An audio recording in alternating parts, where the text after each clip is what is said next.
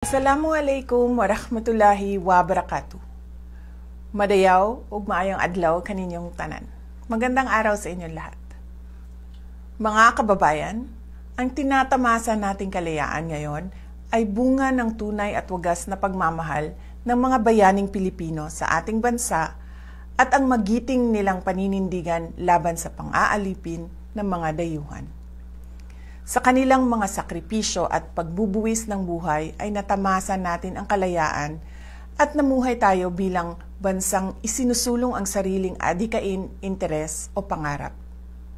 Ang araw ng kalayaan ay pagkakataon hindi lamang upang ipagdiwang ang ating kalayaan, kundi upang paalalahanan din tayo sa ating tungkulin na bantayan, pangalagaan at ipagtanggol ito sa lahat ng panahon.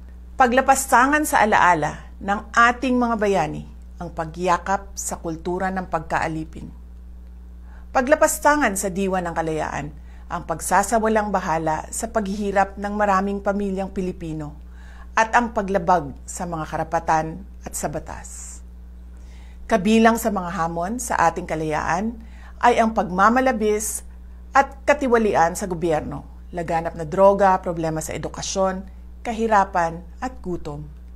Hindi tayo lumaya para masadlak lamang sa pagdurusa ang ating bansa. Hindi tayo lumaya para muling mawalan ng karapatan at maging alipin ng iilan. Ipinagmalaki natin sa mundo ang kalayaan ng mga Pilipino.